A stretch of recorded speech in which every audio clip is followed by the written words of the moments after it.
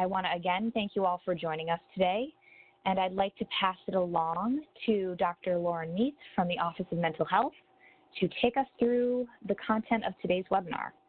Dr. Meats? Thank you so much, Meg. Good afternoon, everyone. My name is Dr. Meats, and I'm a psychologist with the Office of Mental Health. And I'd like to thank everyone for taking the time out of your day to attend this presentation on employee wellness during COVID-19.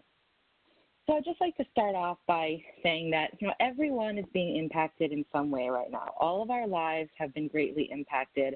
Whether you've been directly affected by the virus or not, during this crisis, everyone's lives have been altered. And a lot of people are feeling stress right now, and that's a completely normal response. And I think it can be helpful to think about that, this is something we're all in together right now.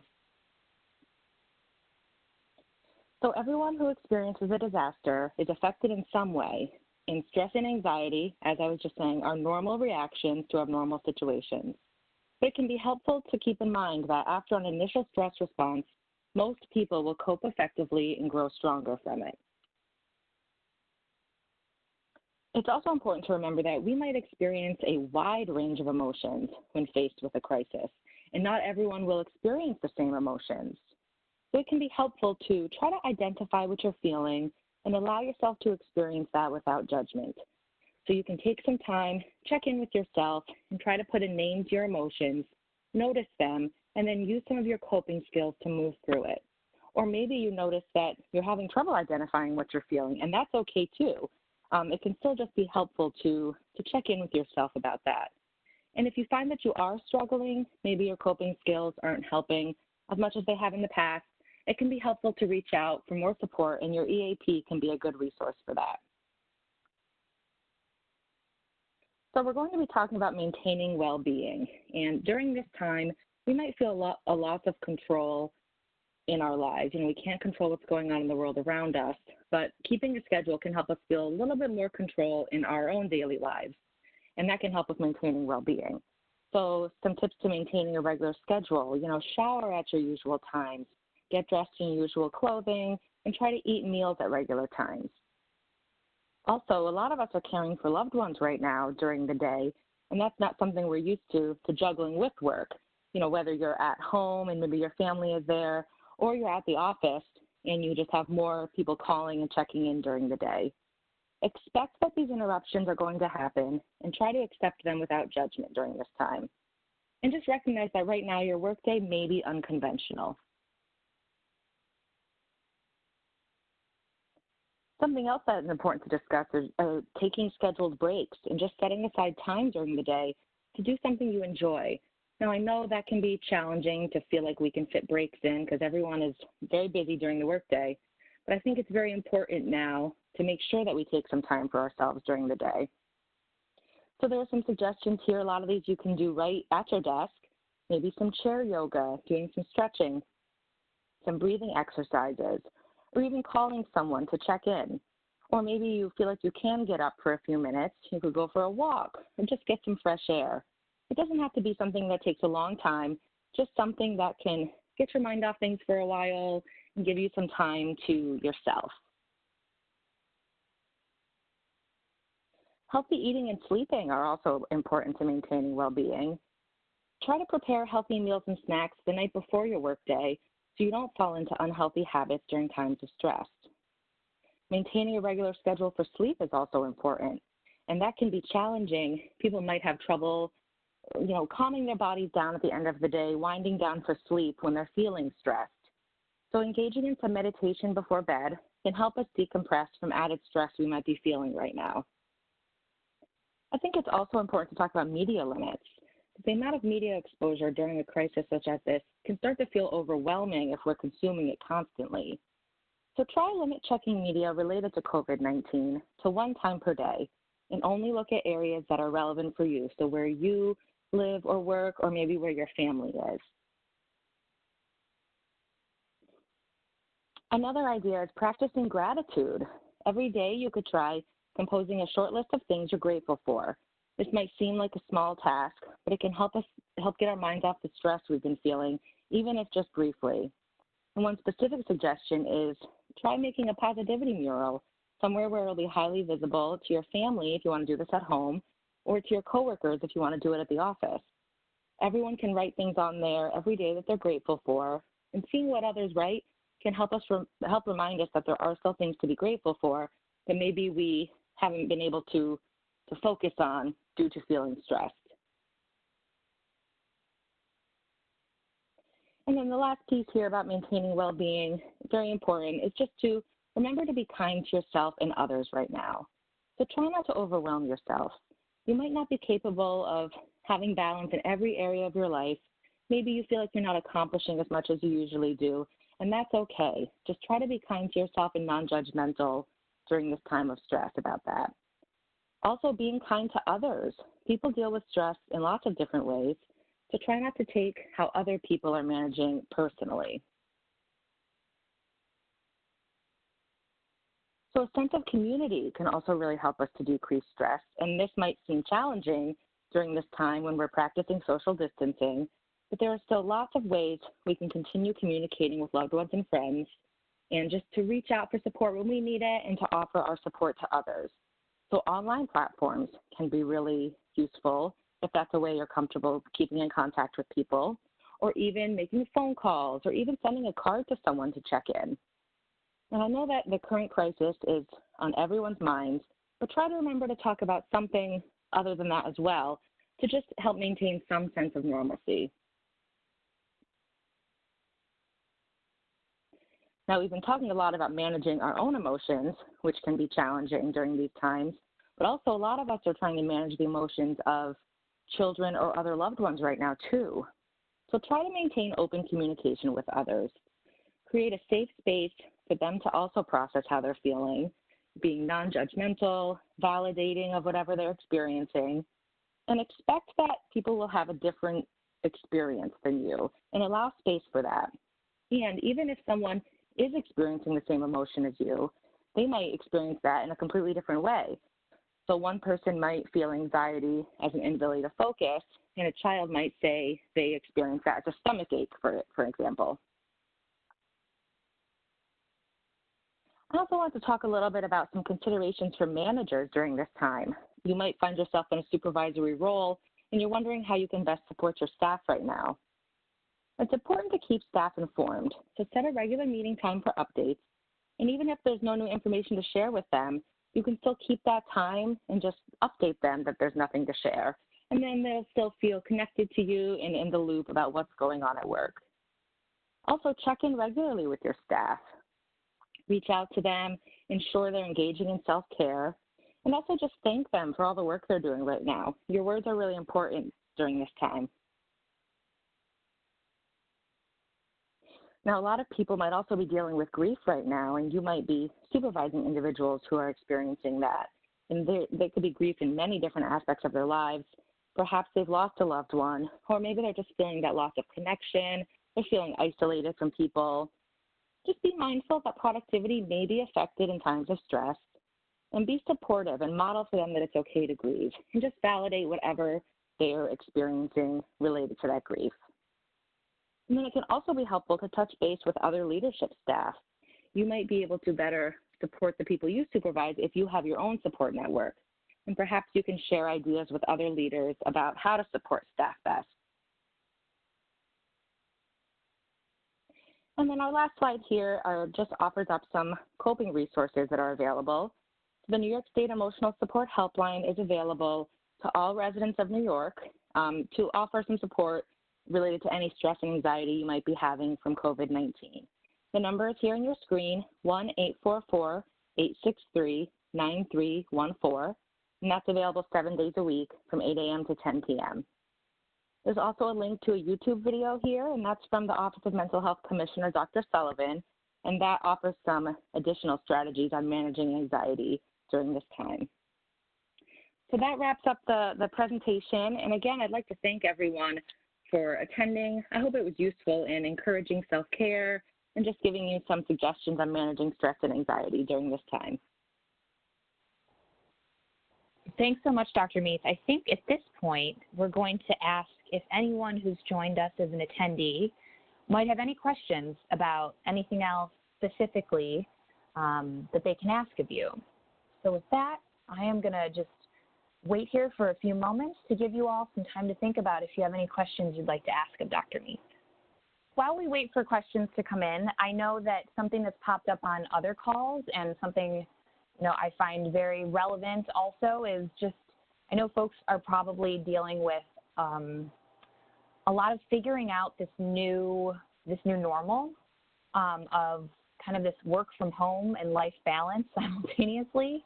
Especially if folks have families at home with them or people they're caring for at home. I'm just wondering, Dr. Meath, if you have any recommendations on how to really maintain our wellness while we're trying to balance all of these different really important factors that are now kind of meeting each other, colliding at home, both work and life. Just wondering if you have any thoughts on that. Yeah, that's a great question. Like I was saying earlier in the presentation, a lot of people are juggling so many more things now than they're used to. So I would suggest to try to just keep some routine and structure for your family if you're working from home and your family's there right now.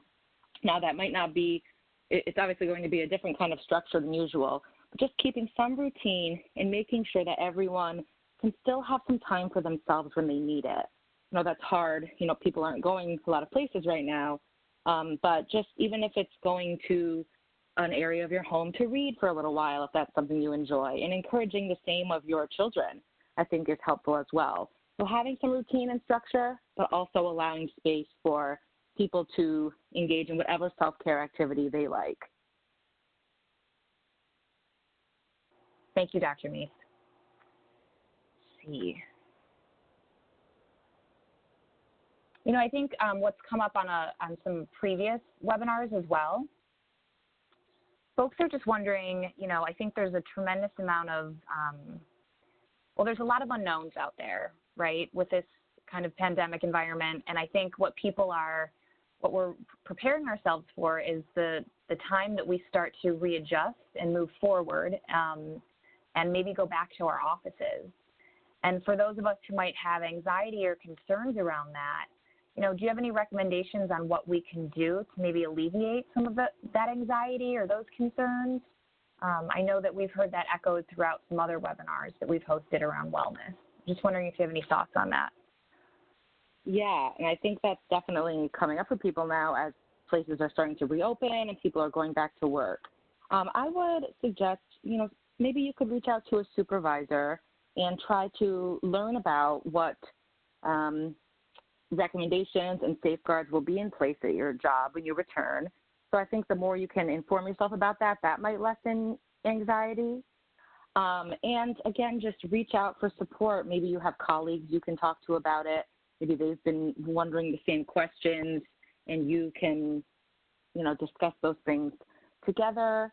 And I also just think, our anxiety about some of this can go down when we feel like we have some control. So following the recommendations of that are recommended by the state in terms of hygiene and social distancing, those kinds of things, I think can also just help us manage our anxiety, because those are some things we can control. We can't control what other people do, but we can control how we respond to that.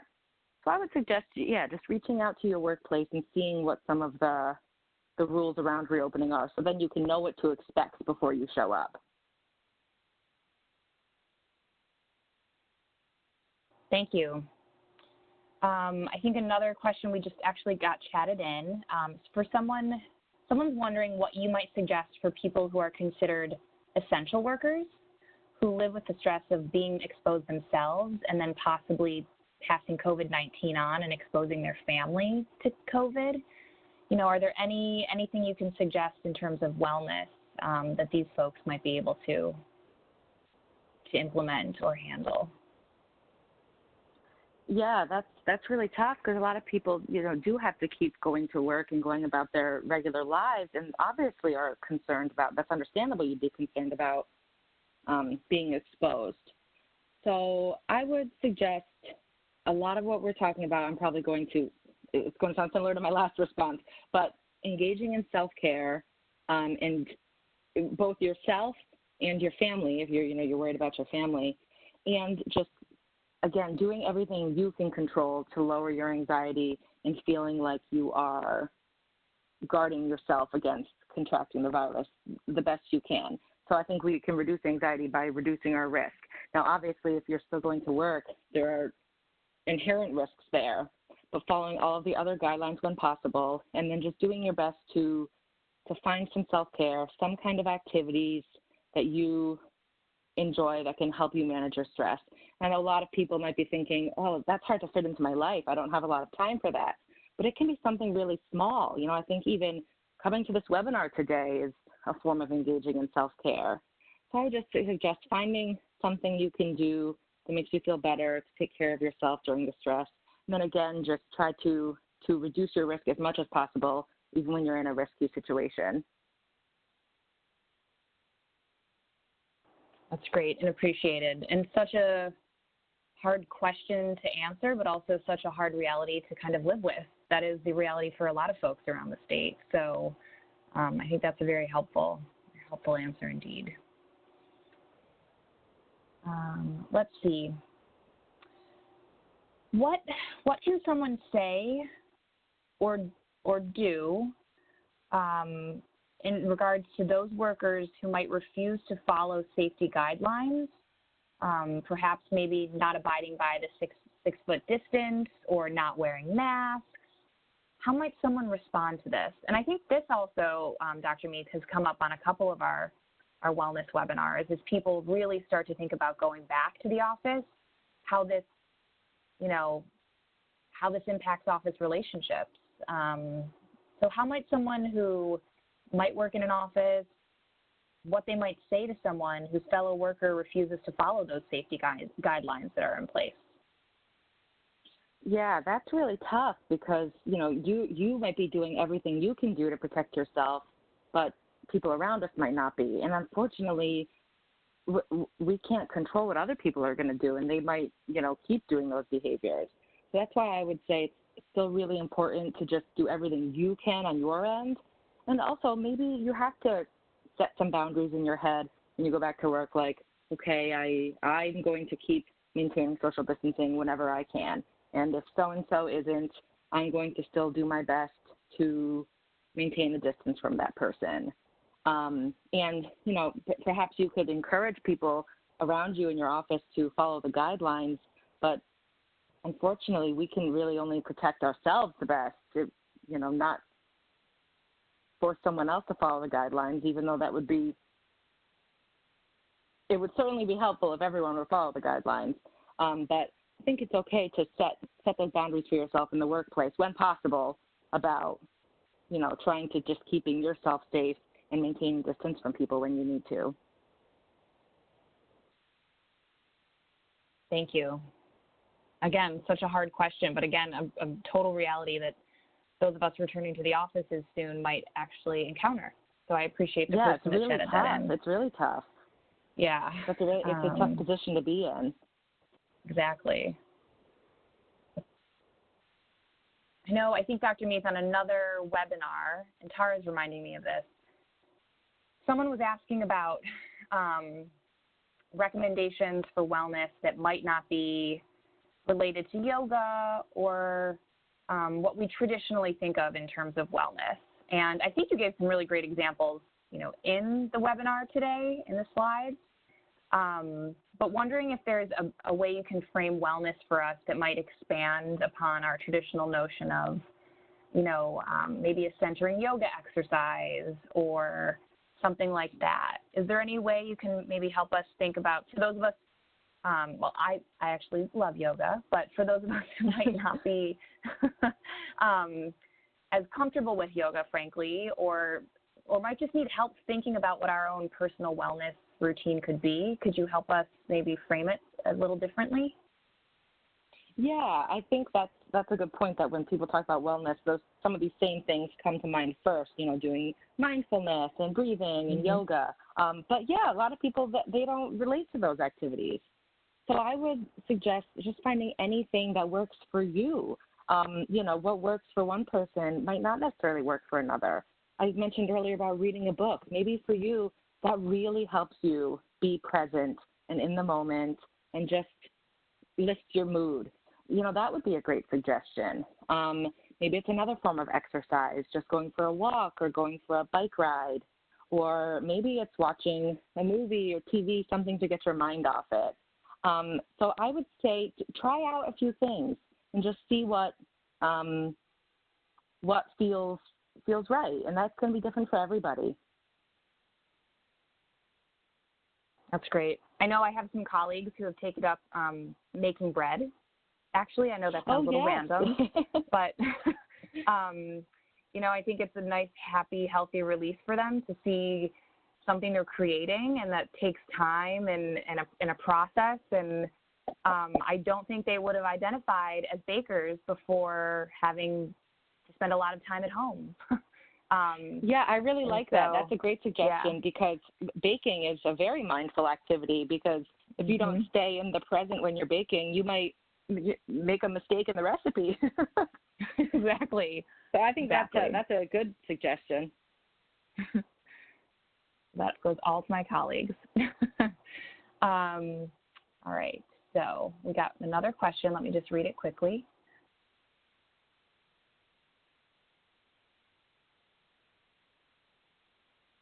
Okay, here's a question, Dr. Meath. So at this particular individual's place of employment, some staff were considered or deemed non-essential, and others were deemed essential.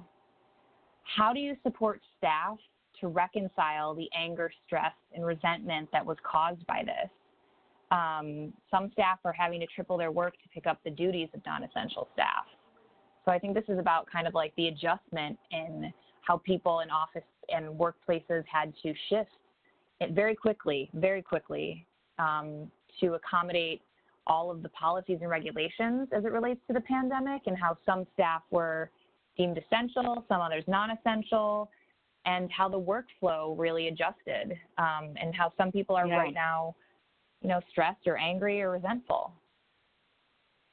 Yeah, people are probably feeling a wide range of emotions about that type of thing. I would just say some of the things that, we touched on earlier are, if people are expressing those feelings to you, just try to be validating of whatever they're, feeling, relate that you can understand what they might be feeling that way, being non-judgmental about their feelings. And then if you are a supervisor and these are your staff coming to you with these, concerns and feelings, again, just reaching out and ensuring that they're engaging in self-care too. But I think it's a normal response to have a lot of that whole range of emotions. Yeah, agreed. All right. Let's see if we've gotten any other questions. And again, I think, Dr. Meath, you would echo this, but we appreciate people being honest and sharing these, thoughtful comments and questions, because, what we're experiencing right now is pretty unprecedented, and there's so much added stress being added to everyone's already pretty filled and stressful plates of life and work. So we appreciate, folks taking the time to join this webinar, think about their colleagues, think about, the being mindful about returning to work and what the environment might be like or feel like, and how to anticipate different dynamics. And so I think a lot of these questions are very timely and very telling of what a lot of folks in a lot of different entities, state offices are experiencing. Yeah, I agree. And I think that was a good way to describe it, that it's unprecedented. So people might be feeling stressed in ways they haven't before, and they're trying to manage their schedule and juggle things in a way they haven't had to do before. And it's really challenging. Mm-hmm. Absolutely. Let's see here. Oh, here's kind of are there ways or some ideas you might have in terms of how people might be able to connect or continue to connect with coworkers virtually for those folks who might be working remotely for the foreseeable future? Do you have any recommendations around that? Yeah, I would think just, some of the ways we were talking about earlier, that you can still stay in contact with people. So maybe, if you have a group of people in the office you're really close to, you could set up a group phone call once a week, or like a video conference. You know, they have Zoom, they have FaceTime, those different ways that you could video chat with people to just still feel connected to people at the office, because I think that's a good point, that people, you know, are feeling isolated. Could be in lots of ways in their lives, but also working from home can be isolating. You're used to the social aspect of an office. So even if it's, you know, a group email, a group text, or a group video chat if possible, I think that can be a really nice way to stay connected with colleagues. I agree. I also think that what's come up for us on these wellness webinars in the past is this sense for most people, not most people, I should say some people, I did not mean to say most, but some people are really experiencing this severe experience with isolation. So if they don't live at home with any family, or they're not with friends nearby, or their family and friends are spread out, and this is their first time really experiencing something like this, where you're just isolated from others, this has been really incredibly trying and challenging. And I think what you recommended, you know, the use of either something like a Zoom or a FaceTime has been helpful for a lot of people. I know it's not the most comfortable thing to try out for the first time, but it can be really, really nice. I mean, some, you know, family members have been disconnected now for months, unable to see each other. And I think that leveraging technology is a really great way to try and connect while we are in these situations and scenarios. So I think the isolation, that continues to pop up on these webinars that we have. Yeah, and it's nice that we have all the technology we do now to try and stay connected the best we can. And also, I would just, you know, echo what we talked about earlier. If people are really feeling like they need more support and they are having a hard time, I think you made a good point that people might be experiencing isolation in a way they haven't before. You know, to save the number for the emotional support helpline, because I think that can be a good resource for people if they're just really feeling like they need some extra support right now. Yep, exactly. All right, let's see if any other questions. So someone is wondering how to best support a staff member who did test positive, recovered, and is now returning to work, as some staff may be supportive, but others might be fearful of this individual's return. Do you have any recommendations on that, Dr. Meath? Yeah, that's a good question. And I think it's a lot of the same stuff we've been talking about, right? Which is that you can, you know, that's great that you want to offer your support to them. And, you know, unfortunate that other people are feeling fearful. So I would say if you can, you know, create a safe space for them to process how they're feeling and just be, you know, validating of whatever they're feeling, and just, I think, being there for them is going to be really helpful. And if they need to vent and share whatever feelings they're having about that, I would say, yeah, just be there for them and allow them a space to process how they're feeling about all that, about that return to work. That's got to be pretty tough for them. So Dr. Meath, I think that's probably the end of the questions we're going to receive. I'm wondering if there's anything you might want to share before we conclude this afternoon. I just want to echo what you said and thank everyone for their questions. And yeah, I'm glad we could provide both the information in the PowerPoint and also just the space for people to express some of their feelings and ask some questions. And, you know, that's great that the presentation will be available to people later if they want to revisit, get some new ideas, and maybe, again, revisit the coping resources on here. So, again, I just would like to thank everyone for attending today. Wonderful. Well, thank you, Dr. Meath. Thank you to my colleague, Tara, who is running things and helping us kind of facilitate the questions as they came in. And I want to thank you all for joining us and really asking some very thoughtful, helpful questions about wellness and supporting yourselves and each other. Just take good care and be well.